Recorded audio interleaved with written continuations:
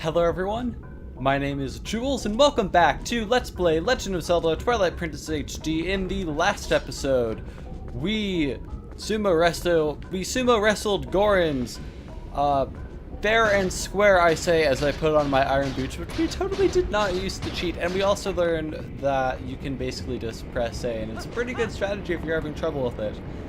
Although it might be a little bit more fun if you don't. And in this episode, we are going to be going through the first half or so of the Goron Mines. And I have never done this flip before, as you probably know, because GameCube version, never having done hero mode. Okay, this thing's going to go by really fast. Yeah, so first thing I should mention, there are these things that basically shoot fire at you. And you have to stand on these switches, but you need to use the iron boots. Okay, that thing is now done. And yeah, we just need to ignore that guy and just come up here. Okay, good, we did not get hit because it's actually going to be very punishing for us to get hit. Ooh, a chest.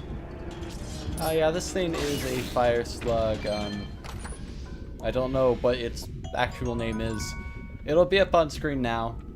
Yes, and we got 20.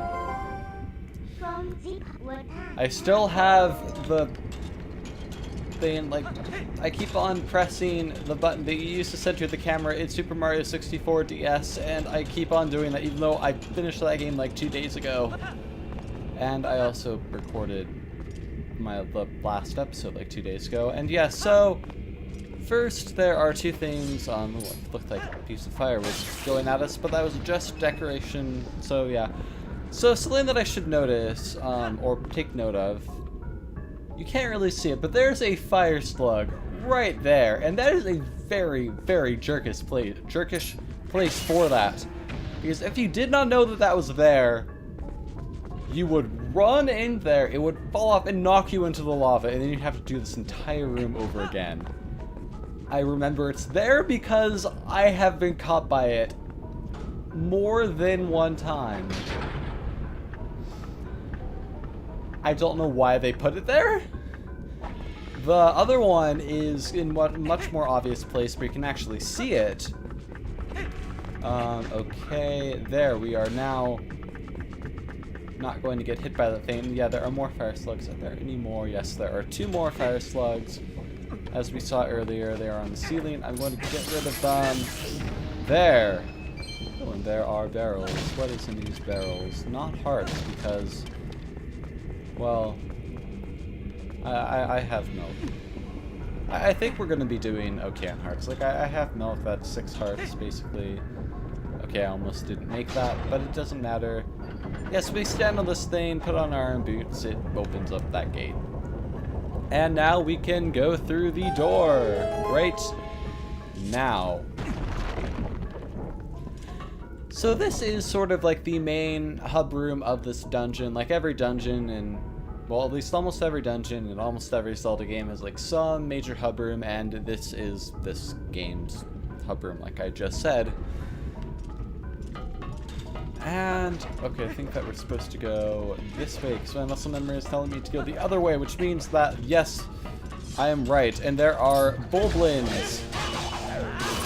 Wait. Boblins. Okay, yeah, boblins. There are 2 L's. I looked it up, and as you saw in the last episode, when I was editing it, I looked up the actual name of the boblins, and apparently the 2 things that I thought could be correct, well, neither of them were correct. So yeah, it has 2 L's. And yes, we got a small key.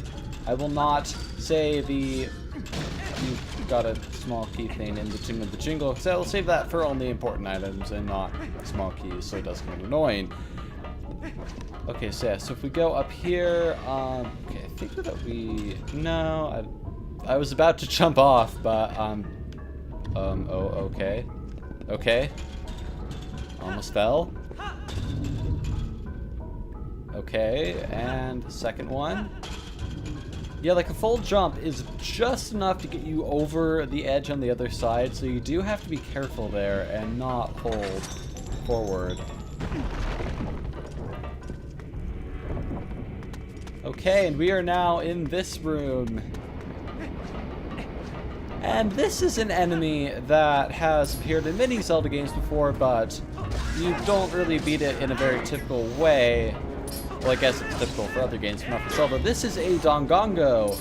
If it isn't, then it'll be up on screen now. But Dongongos in other Zelda games, you have to throw a bomb into their mouth.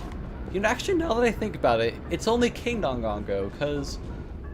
Although I guess there are also the Dongongos in Four Swords Adventures. Yeah, but the ones in Ocarina of Time, you also just have to hit with the tail. It's only the King Dongongo that you need to throw bombs in his mouth. Okay. And there. Yeah, if we go over here, there's one more Dongongo. Okay. Oh my god, I just realized this. We never equipped the Hylian shield. Okay, so I thought that something looked a little bit odd, but the reason why we got this is the Orden shield will burn away. The Hylian shield won't and will last forever. So it's a really good thing that we didn't get hit, because if we had tried to block that, our shield would have gone. Although I guess it wouldn't really matter a whole lot. Okay, so this gate is a little bit different. So, we can pull it out, and then it'll move back in whenever the geysers of fire. Yeah, as we see now, it is going back in because of the fire. And if the fire stops... Never mind. I was wrong. Okay, I always thought that's how it worked, because I don't think I ever saw it move, but now that I've actually tried that on camera, you can now see that I was not very observant as a child. Even though I was only a child for the first few years that I played this game, and I thought that all the way through my teen years and all the way up until now. I first played this game when I was 11, and I just noticed that it didn't work that way, even though I'm now 20. Oh yeah, and that's our error meter. It's very forgiving. You don't really need to worry about that.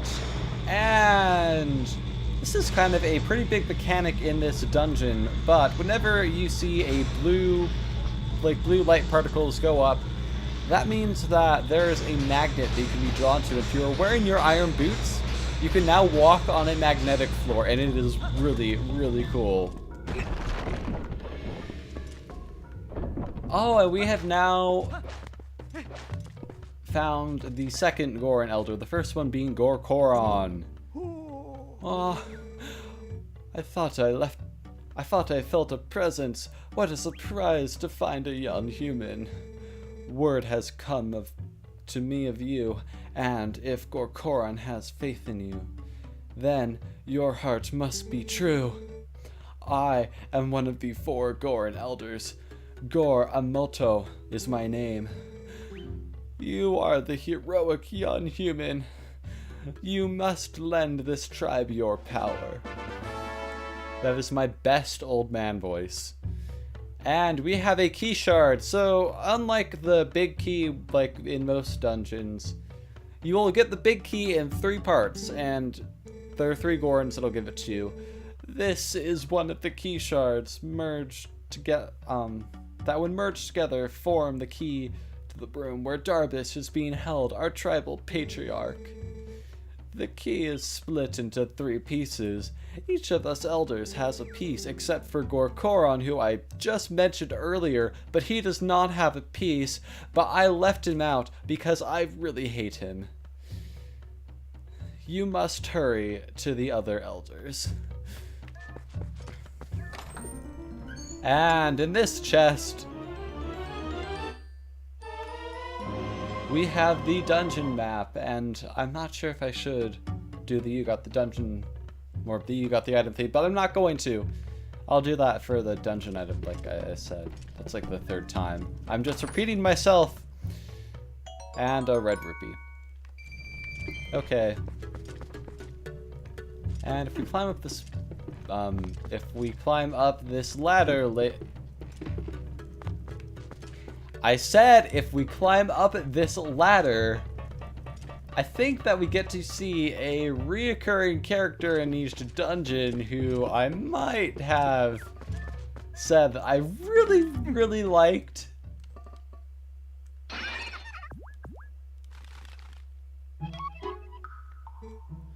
Phew, 3 at last. Gracious! You're that nice fellow who helped me the other day. How nice to see you again. Well, if now we've found each other again, let's stick together for a bit, I'll be right with you, so if you want to warp out, just let me know. And we got reunited with Uku, and Link looks a lot more tolerant of Uku. Unlike last time, where he had that unforgettable face that I believe I made the thumbnail of that video. I forget if I did, but if I didn't, I'm gonna be looking red in the face. Even though you can't see my face, but that would be taking that joke a little too literally. Was that even a joke? Is my whole life a lie? I don't know, but we have entered another room with the magnetic walls now. Okay, there is a slug there, and yes. Now we are in the second level of the room where we fought all of the Dongongos, as you can see now, and over here is a room where you walk really, really slowly, although you have a piece of heart that is located right in that chest over there. And, hang on, okay, I'm not close enough. There, I hit you! Okay, I'm going to wait until the student's shadow, or just now. I don't want to fall. And I believe this is a piece of heart, and I was correct. So yes, we found that piece of heart. We need 3 more to get our next heart container. And yes, now we can go all the way to the other side of the room. And it's going to be a very, very long walk. Okay. I can't really think of anything to say for this part. Although we're almost there. I was thinking I might just cut it. Oh. I'm just gonna cut to when we're on the other side of the room. Okay, we are finally here on the other side of the room, and that took forever because walking in the iron booth is so slow, and I do not like this room at all. I'm like, the lower part is fine, but this part is really not. So we are finally out, and we are back into the main hub room. And yeah, there are a lot of boblins. I like the name Bublin so much more for these guys. Boblin is just kind of hard to say. But anyway, it doesn't matter because, oh, there was a fire key. So yeah, there are fire keys in this dungeon. It's almost like it's a fire dungeon or something. Yeah, multiple keys here. Wait, keys? I meant to say boblins. They are boblins, not keys. Keys are the bats. Yeah, now we can press that switch down, and now we have a little bit of a shortcut to return. And also, I believe this is our way forward. We now have that moving platform. Okay, yes. I get it, game. You didn't even make it that long. Oh. Okay, good. We pitched a ride, but we're just going to have to go back there anyway, so... Okay.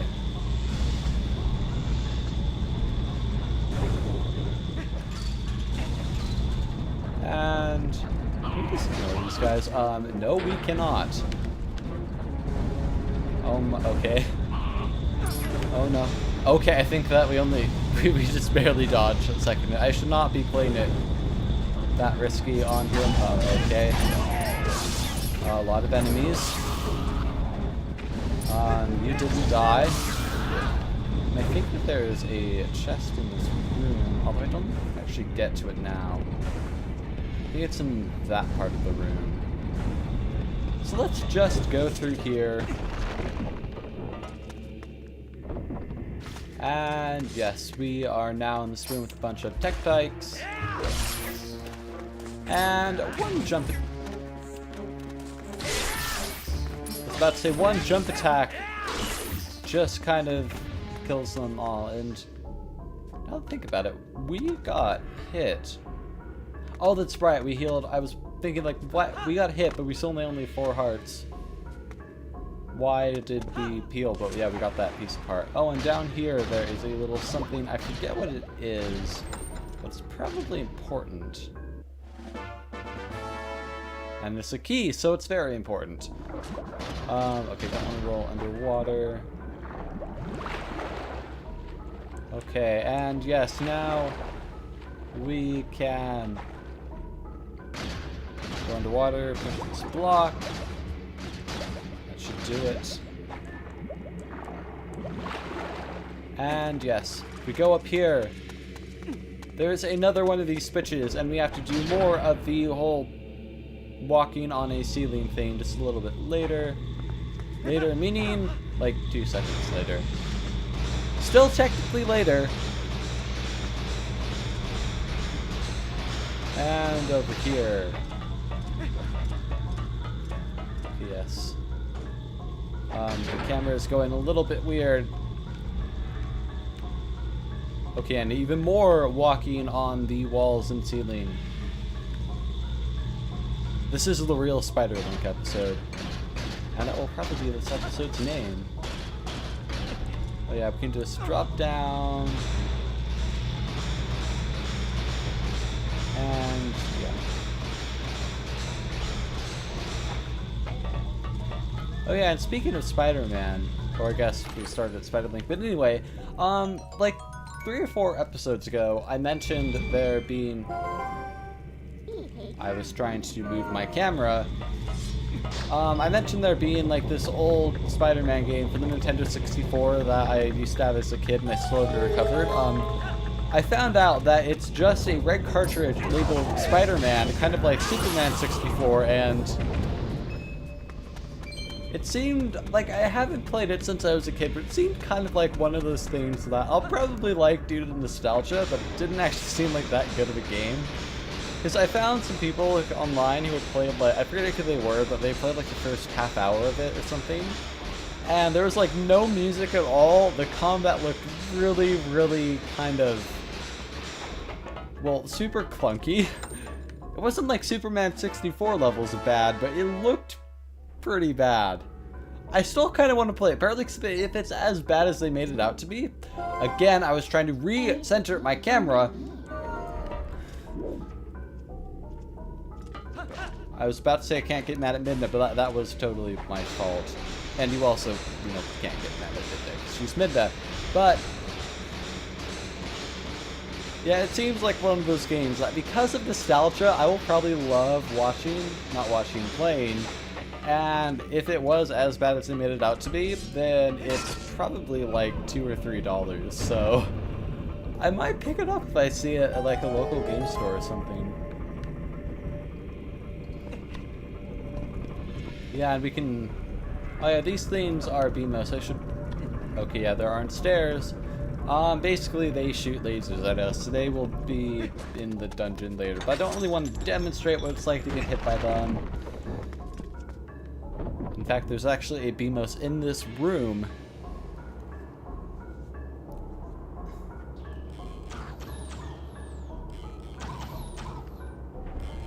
Okay. Don't know what I did just there, but yeah, there are 3 Bulblins. And can they hit me if I'm on here? Yeah, and I have my slingshot equipped, so basically we just need to hit them with the slingshot. I think we are in a little bit of danger of getting... Okay, I swear you can hit them. Yes, I just hit one of them. Okay. There, we got all 3 of them. And I believe that there... Okay, that is where the thing is. Oh, yeah. Oh, no. Oh, no. You're not gonna kill me. You will not kill me. Oh, no. Oh, no. Don't kill me. Okay, I think that what we need is in this chest. Yes, there's a small key in this chest.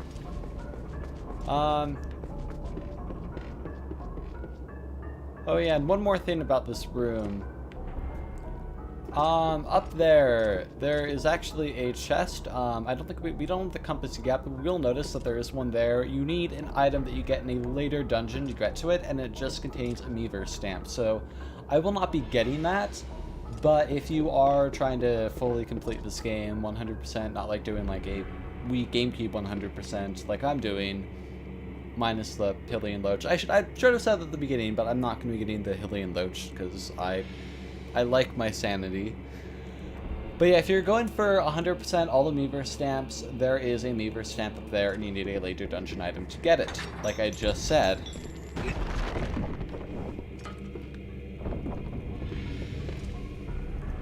Okay, and this room has those turny platforms. And I'm going to be a little bit risky, because I think that we can make it if we go through this one. The other side has 3. I mean, like, if we don't, it will only, like, require me making it cut. And we made it! Okay, we did not fall off. Yeah, the other side is 3, so that one's a little bit safer.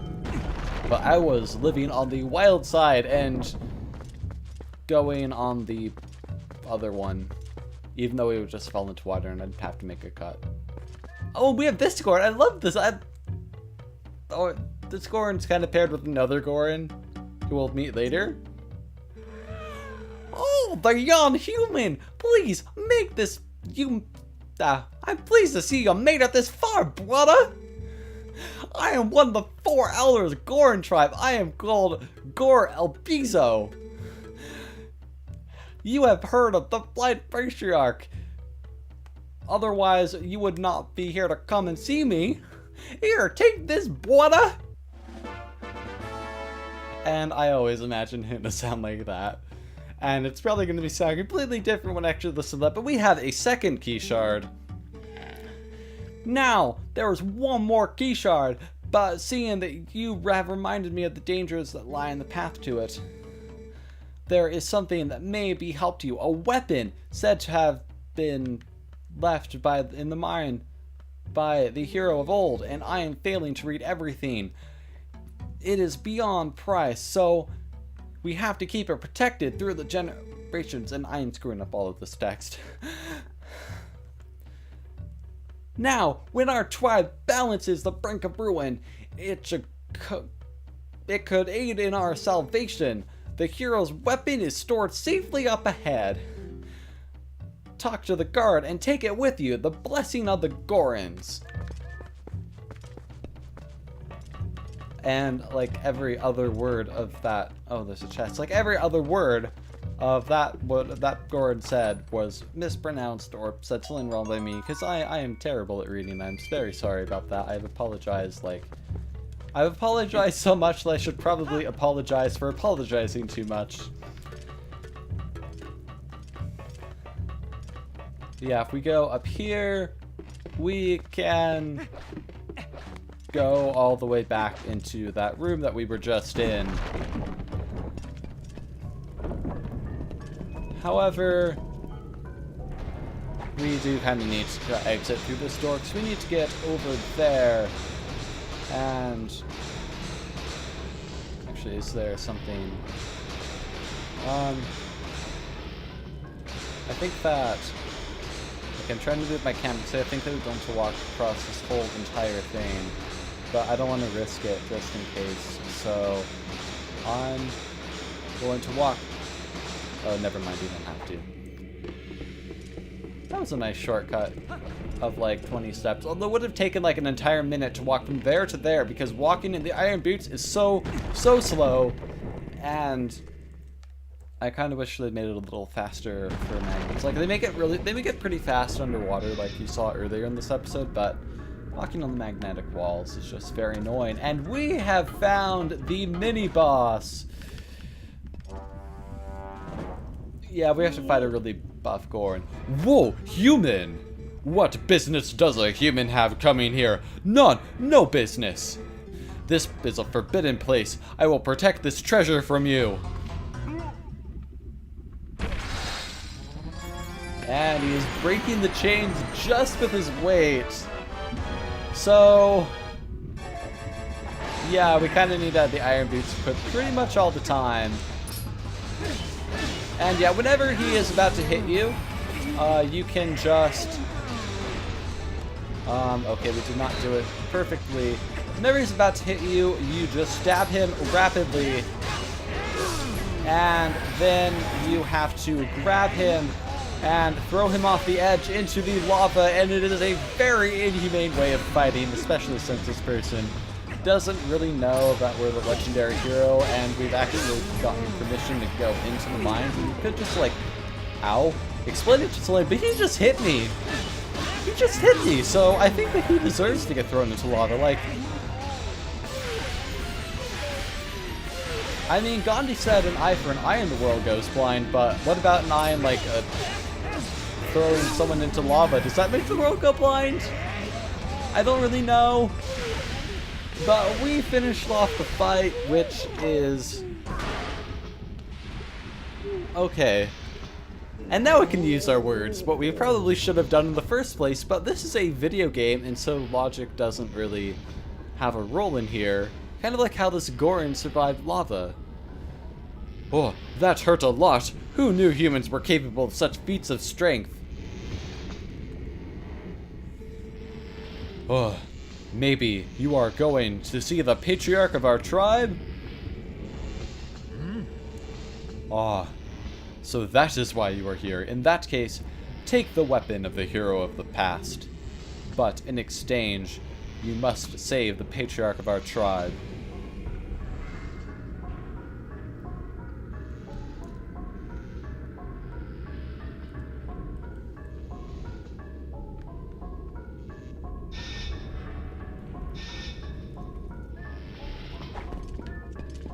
And with that, we have beaten the mini-boss, and I think we have time for one more room. We should at least get the item. I'm not going to make you try and guess what the item is. If you haven't actually guessed what the item isn't too obvious, so if you haven't played this game, you probably don't know what the item is.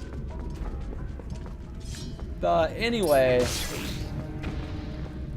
okay, yeah, that slug had nothing. And you got the bow! So this is the bow from the hero of the past.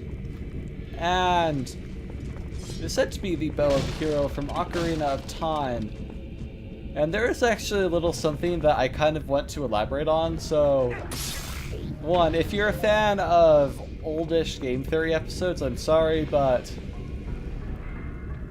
if you by any chance remember the game theory episode that was done like almost 4 years ago now, seriously, it's like just keep on respawning? Anyway, basically, MatPat said that Link was dead in Majora's Mask, and there is a little bit of hole, and it is pretty much by, there's a hole in there, and it's done by this bow. This bow is said to be the one from the hero of the past. The hero from Ocarina of Time, the Link in that game, I did not mean to do that again. I keep on moving my camera that way. But anyway, the Link from that game is referenced a lot in this game, meaning that this bow is likely his. However, if Link was dead, because keep in mind, Child Link in Ocarina of Time did not have a bow that was Adult Link, meaning that that bow will be in the Adult timeline. This game is confirmed to take place in the Child timeline. However, the Link from Majora's Mask would have to be alive, and this would have to be his bow. So I'm sorry, MatPat. Link is not dead in Majora's Mask, and this bow is proof. With that said, trying to end this episode off on a downer. I'm sorry, MatPat fans, but this has been Cheer the Outrageous Jewels, and in the next episode, we will be finishing off the Goron Mines. So I will see you all then. Goodbye.